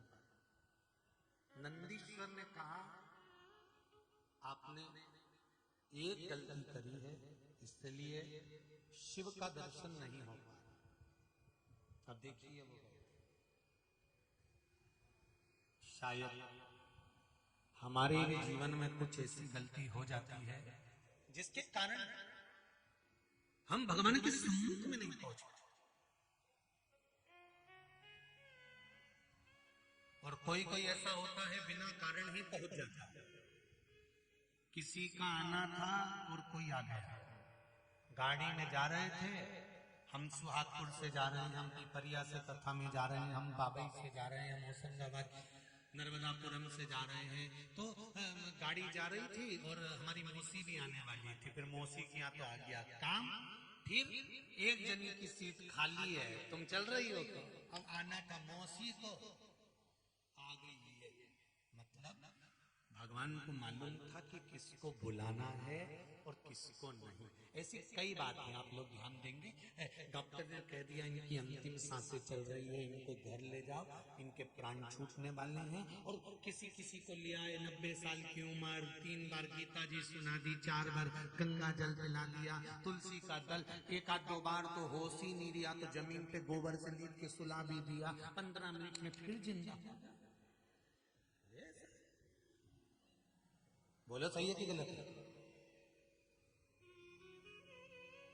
जाना इसको था, और कई बार ऐसी स्थिति आ जाती है, कोरोना महामारी बीच में आ गई, जवान की जवान जाना किसी बूढ़े को था, अवस्था उसकी खराब थी, पलंग पे वो पड़ी हुई थी और मालूम पड़े जवान की जवान चले गया।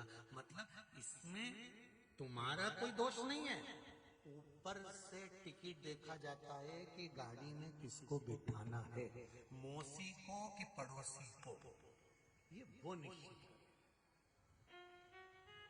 बोलो री जी सही है कि गलत है?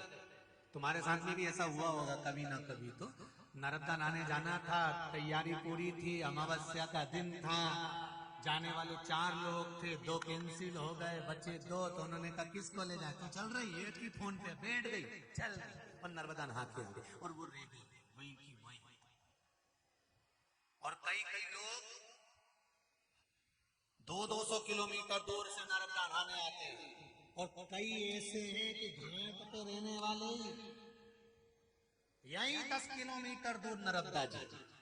और आप में से भी कई ऐसे होंगे जिनको कई दिन हो जाते होंगे, नर्मदा जी भी कहती होगी कमला कब आएगी, इंतजार करती, भूल गई तुम मुझको।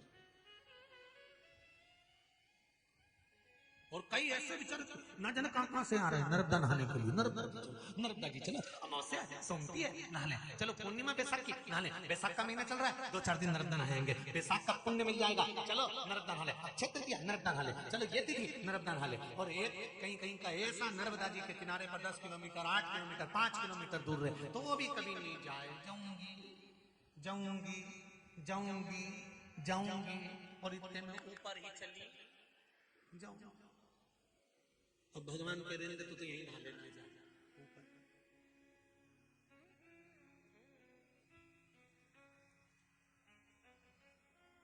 तो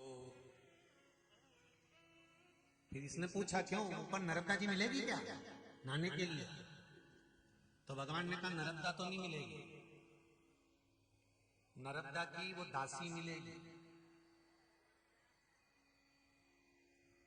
जो नर्मदा जी के कपड़े लेके गई थी और सोनभद्र के सामने जाके खड़ी हो गई थी, वो मिलेगी, ये नहीं मिलेगी। चलो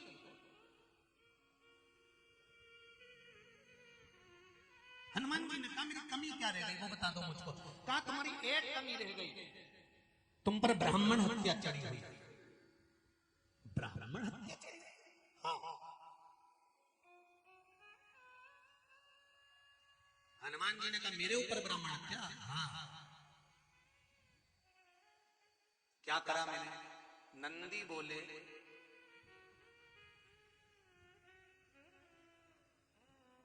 लंका में जब तुम प्रवेश करे थे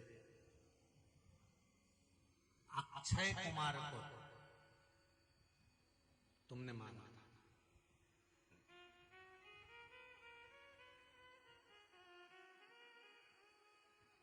हनुमान जी ने कहा वो तो राक्षस था।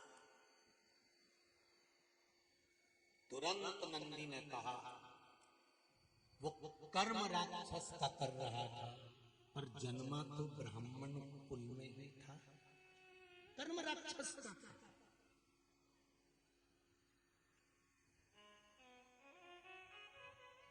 बहुत ध्यान से सुनना मेरी माता और मेरे भाई, ब्राह्मण पैंट शर्ट पहन रहा है पहनने दो, गाली दे रहा है देने दो, अपशब्द कह रहा है कहने दो, उसके कर्म का दंड वो भोगेगा।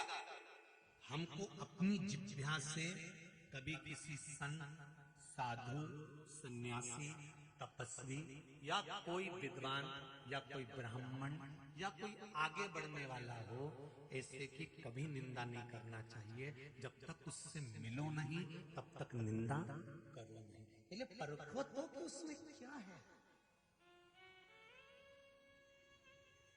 कई लोग कहते हैं हमारे वहां की गुलाब जामुन प्रसिद्ध है, कोई कहता है हमारे यहाँ की कचौड़ी प्रसिद्ध है, कोई कहता है हमारे यहाँ की रबड़ी प्रसिद्ध है, कोई कहता है हमारे यहाँ की जलेबी प्रसिद्ध है, कोई कहता है हमारे यहाँ का ये सामान प्रसिद्ध है, कोई कहता है हमारे यहाँ के छुआरे के लड्डू प्रसिद्ध है। तो जब तक तुम खाओगे नहीं तब तक कैसे मालूम पड़ेगा कि कचौड़ी प्रसिद्ध है कि नहीं, जलेबी प्रसिद्ध है? तुम्हें अच्छा लगना चाहिए और तुमने खाया और तुमको लगा लगा कि हाँ जलेबी में दम है सामने, रसगुल्ला में दम है सामने, तुम्हारे यहाँ की रबड़ी में दम है सामने, तो लगे। अब कई माताएं कहती है हमारी बहू जब खमंड बनाती है तो इतना जोरदार बनाती है कि हमारी बहू के हाथ का खमंड लोग खाते रह जाए। अब मालूम पड़े बना रही थी खमंड, बन गया श्रीखंड, तो काय का खमंड।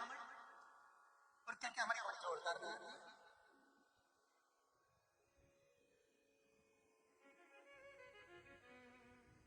बनना भी तो चाहिए। हनुमान जी ने कहा वो राक्षस थे, नंदीश्वर ने कहा भले राक्षस था पर ब्राह्मण कुल में जन्मा था, ब्राह्मण कुल में जन्मा है इसलिए आपको उसको मारना नहीं। गुरु की करनी गुरु भरेगा, चेला की करनी चेला, उड़ जाएगा हंस अकेला। अगर गुरु बेकार कर्म करेगा तो गुरु को भोगना पड़ेगा, और चेला बेकार कर्म करेगा तो चेले को भोगना पड़ेगा। बहुत ध्यान से सुनना रे भाई। किसी पर भी लांछन लगाने से पहले, अपशब्द बोलने से पहले, ताने देने से पहले, गाली देने से पहले ये विचार कर लेना कि तुम झेलने को तैयार हो, क्योंकि तुमने उसको एक गाली दी है, एक लांछन लगाया है, एक अपशब्द बोला है, तुम्हारी ओर तीन पलट कर आएंगे, उसको झेलने के लिए तैयार है।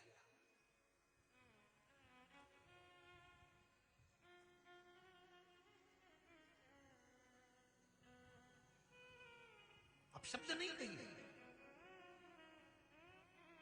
तुमने ब्राह्मण को मारा, झेलना पड़ेगा। फिर निवेदन करूंगा, ब्राह्मण होकर वो बेकार कर्म कर रहा है, वो खुद भोगेगा, हमें नहीं, कहकर बुरे नहीं। संत होकर अगर वो बेकार कर्म करता है तो वो खुद भोगेगा, हमें कहकर बुरे नहीं होना। किसी मंदिर में अगर तुम जा रहे हो, मंदिर में जाकर तुम दिया लगा रहे हो, मंदिर में जाकर तुम पूजन कर रहे हो, मंदिर में जाकर तुम अर्चना कर रहे हो, मंदिर में दिया लगाओ, अगरबत्ती लगाओ, धूप बत्ती लगाओ, पूजन करो, अर्चना करो, पर मंदिर में जो आ रहा है और गलत काम कर रहा है, तुमने देख लिया, एक बार समझा दिया, दूसरी बार ना समझाओ, तो उसकी जाकर कहीं निंदा नहीं करना कि ऐसा हो।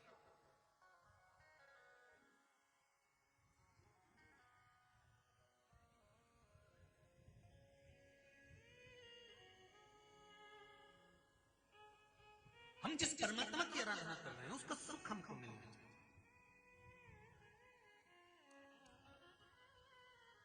हनुमान जी, तुमने ब्राह्मण को मारा है तो ब्रह्म हत्या तुम्हारे ऊपर लग गई है। इस ब्रह्म हत्या का समापन करोगे तब जाकर तुम्हें शंकर और पार्वती का दर्शन होगा।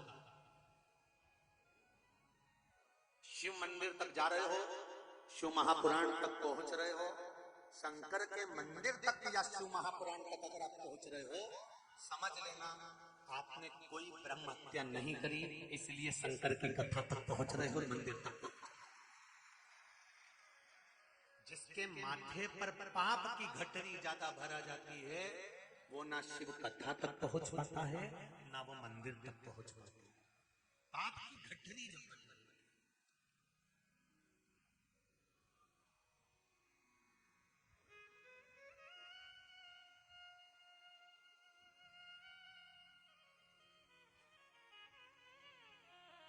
गठरी जब भरा जाती है, देखो देवराज नाम का ब्राह्मण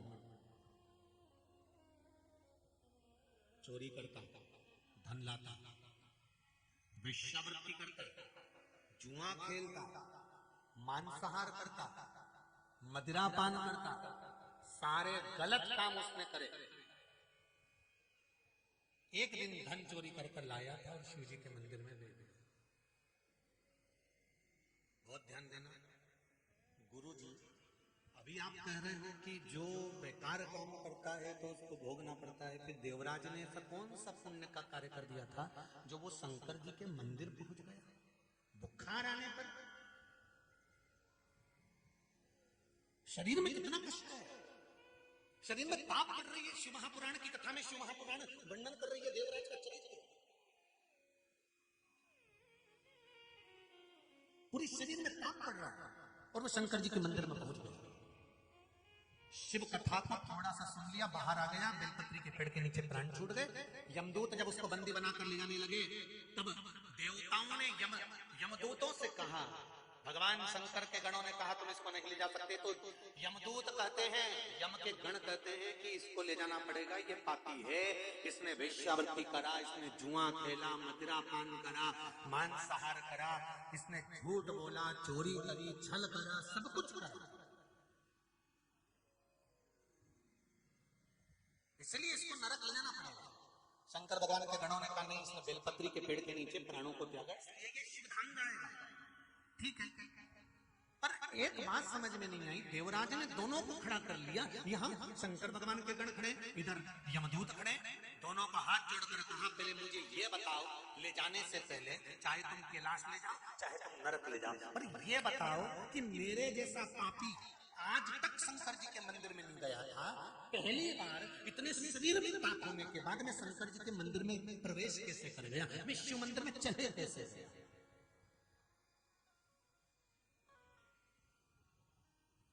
कई लोग ऐसे हैं जो कभी शंकर की कथा नहीं सुनते, कभी उनका कथा में मन नहीं लगता। कई लोग ऐसे हैं जिनका मन कथाओं में नहीं लगता, कभी शिव पुराण की कथा नहीं सुनते, जैसे टीवी पे कहीं की महाराज की कथा आती है बंद कर देते हैं, हमें कथा में रुचि नहीं है, हम कथा नहीं सुनेंगे। पर कई लोग ऐसे हैं जिनका मन कथा में नहीं लगता था, तो भी कथा में मन लगने लगा, तो उनको विचार करना चाहिए देवराज के चरित्र को, कि देवराज ने इधर तो भगवान शंकर के गणों को रोक दिया, इधर यमदूतों को रोक दिया, और दोनों को रोक कर पूछा ये बताओ कि मेरा आखिर, मैं कभी मंदिर नहीं जाता था, कभी पूजन नहीं करता था, मैंने चोरी करी, गलत काम कराया, वैश्यावृत्ति करी, जुआ खेला, मांसाहार करा, मदिरा पान करा, सब गलत करा, पर मैंने ऐसा कौन सा कर्म कर दिया था जो मैं शंकर जी के मंदिर में पहुंच गया, ऐसा क्या करा मैंने, करा क्या।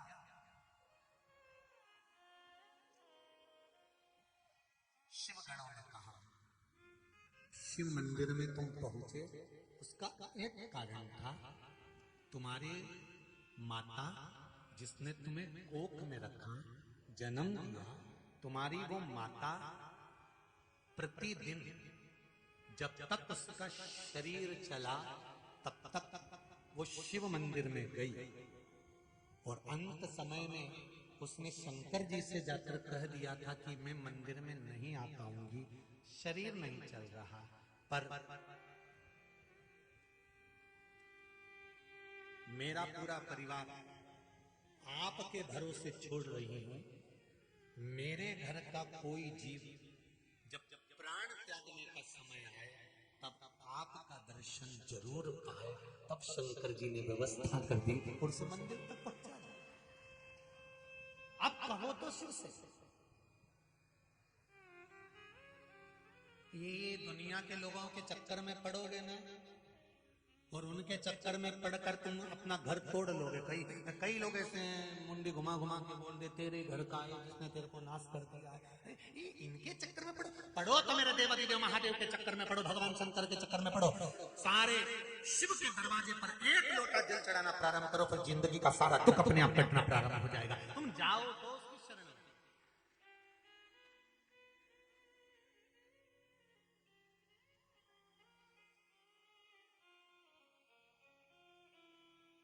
बहुत सारे प्रसंग हैं जिनको कहेंगे तो आप लोगों को थोड़ा सा बुरा लग सकता है, इसीलिए बड़े सोच समझ कर बोलना पड़ता है।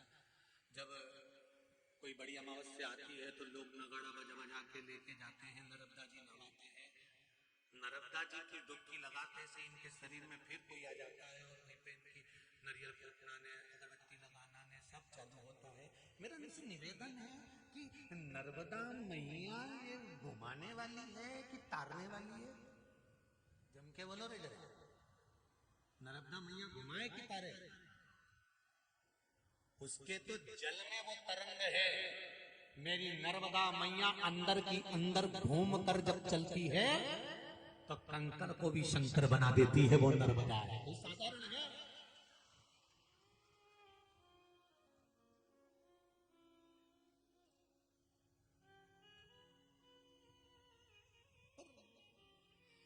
नगाड़ा बजा बजा के ले जाए, फिर वो नहवाए तो फिर वही बाल खोल के आ जाए।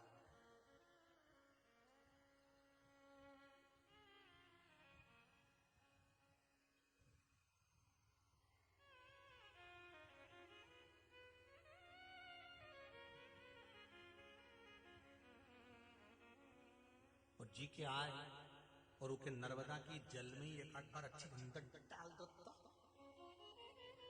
निकल निकल। फिर आते से सब चली गई, कहीं नहीं बची। चरित्र आता है, एक सेठ जी को रोग हो गया, शरीर टपक के गिरने लगा। किसी ब्राह्मण के पास गए तो गुरुजी ने कह दिया तुम्हारे शरीर में रोग हो गया है, दान करने का सामान लेकर जाओ, हरिद्वार गंगा जी के घाट पर जाकर इतना दान करना, इतना पुण्य करना, ये देना वो देना। सब ले गया सेठ जी, और गंगा जी की डुबकी लगाना, तुम ठीक हो जाओगे। सेठ जी गया, सारा सामान ले गया और सारा सामान लेके गंगा जी के घाट पर बांट दिया, और आखिरी में गंगा जी की डुबकी लगा के जैसे बाहर निकल के आया, उसका शरीर ठीक नहीं हुआ तो वो गालियां देने लगा। और पंडित जी को, ब्राह्मण को, कि उन्होंने बताया था इतना सारा दान करा दिया, इतना सारा पैसा दिला दिया, इतना सारे कपड़े दिला दिए, मेरा शरीर तो ठीक ही नहीं हुआ, बताओ पंडित ने तो मुझे बेवकूफ बना दिया। खूब अपशब्द बोले। सामने तुकाराम जी बैठे थे, सामने वाले घाट पर संत तुकाराम जी बैठे थे। संत तुकाराम जी ने देखा कि ये गालियां बक रहा है गंगा जी के घाट पर, अपशब्द बोल रहा है। संत तुकाराम जी आ गए। संत तुकाराम जी ने कहा सेठ जी, हरि विठ्ठल, पांडुरंगा, श्री हरि, राम राम, जय श्री कृष्णा, हर हर महादेव। संत तुकाराम जी ने जैसे कहा, सेठ जी बोले हर हर महादेव। क्या बात है सेठ जी, क्यों गाली दे रहे हो? एक पंडित जी ने कहा था कि तुम जब ये सब चीज बांट दो तब गंगा जी की डुबकी लगा लेना, डुबकी लगाते से तुम ठीक हो जाओगे। मैंने डुबकी लगाई, सब दान करा, पर ठीक नहीं हुआ। तो इतने में संत तुकाराम जी ने कहा एक बार बाकी डुबकी लगा लो, क्या जा रहा है, चलो मेरे साथ। संत तुकाराम जी ले गए सेठ जी को, और जो गंगा जी में डुबकी लगाने के लिए संत सेठ जी से कहते लगा डुबकी, सेठ जी, सेठ जी ने जो डुबकी लगाने के लिए अंदर घुसे, संत तुकाराम उनके कंधे पे चढ़ गए। संत तुकाराम जी कंधे पर चढ़ गए, और कंधे पर चढ़कर तुकाराम जी ने सेठ जी की गर्दन को नीचे पानी में दमोचा।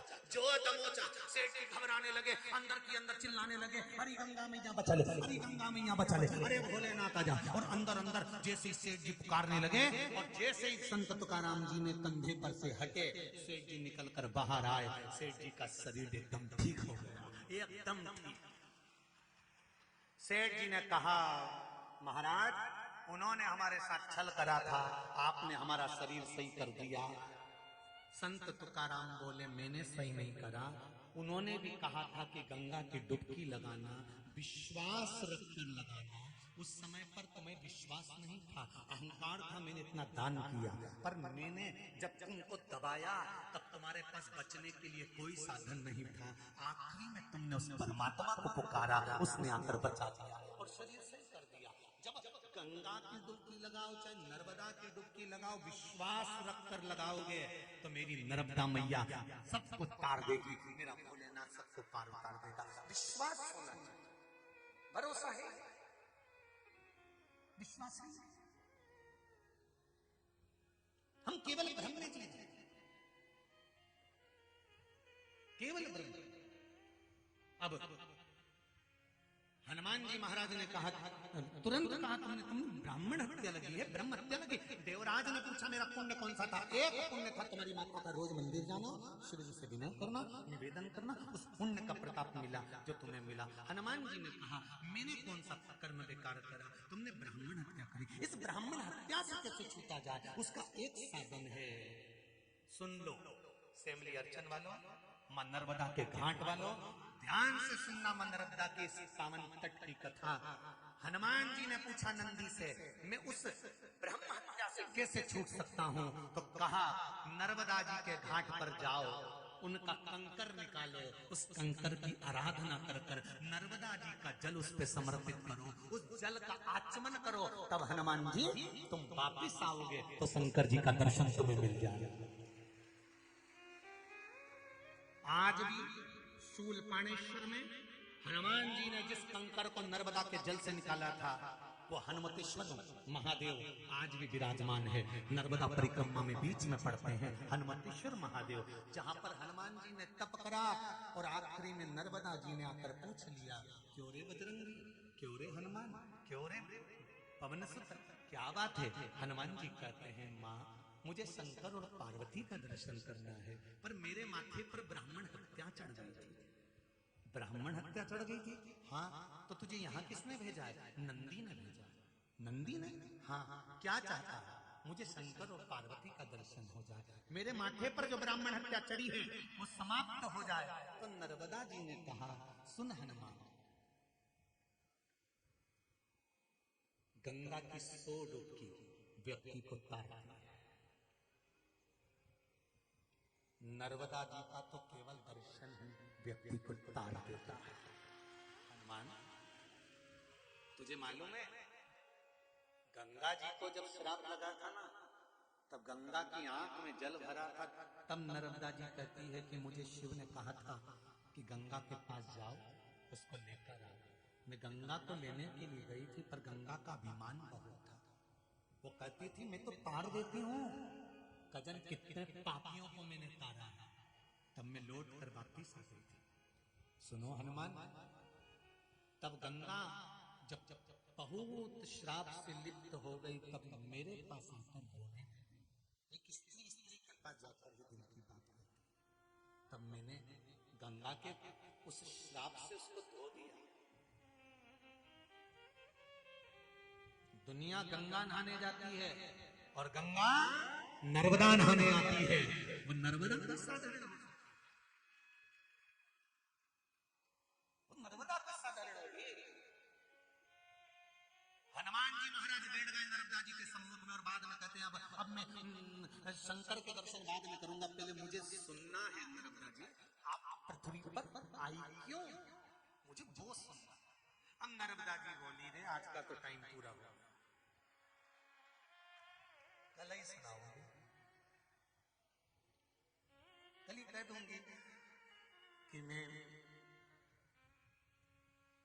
कौन थी पूर्व जन्म में नर्मदा जी, कौन थी। पूरे तुम्हारे पास में भी जितने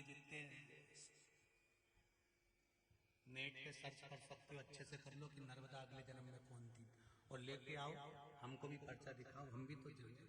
और फिर नहीं तो ये शिव महापुराण की सुंदर कथा कि नर्मदा पूर्व जन्म में कौन थी, क्यों आई पृथ्वी पर, क्या कारण था इसका आने का, क्यों बिलखी ये आने का, फिर शंकर जी के शरीर का पसीना बनकर प्रकट हो, क्यों क्यों किससे, तब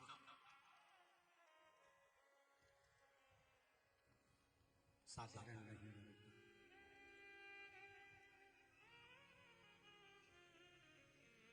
रेवा हो रेवा, सब बोलिए रेवा हो रेवा, रेवा हो रेवा, रेवा हो रेवा, तेरे जल में नहा के सब तर जावे, तेरे जल में नहा के सब तर जावे, रेवा हो रेवा, रेवा हो रेवा, रेवा हो रेवा, रेवा हो रेवा, तेरे ही जल में ब्रह्मा बसे हैं, तेरे ही जल में विष्णु बसे हैं, रेवा हो रेवा,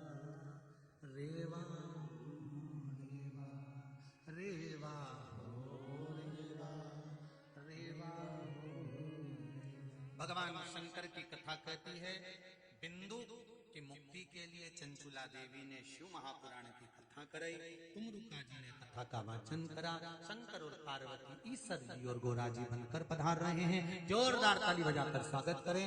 आज अक्षय तृतीया के दिन जिन्होंने भाव और भक्ति से नर्मदा जी का कथा के माध्यम से स्नान करा है, उन सभी को बहुत बहुत साधुवाद है। खूब आनंद से जिन्होंने अक्षय तृतीया के दिन कुबेरेश्वर धाम में गौशाला हेतु, मंदिर निर्माण हेतु, वृद्धाश्रम हेतु, अन्नदान हेतु, अन्न क्षेत्र हेतु जो दान दिया है, उन सभी को कोटि कोटि साधुवाद। आपका दिया गया दान अक्षय हो, आनंद में हो। जजमान परिवार से कहेंगे आकर पूजन करें ईश्वर जी और गोरा जी का। कुछ सूचनाएं ऋषि जी दे रहे हैं, उसके बाद में फिर आरती करते हैं। जय जय श्री राधे। सभी भक्तों को हर हर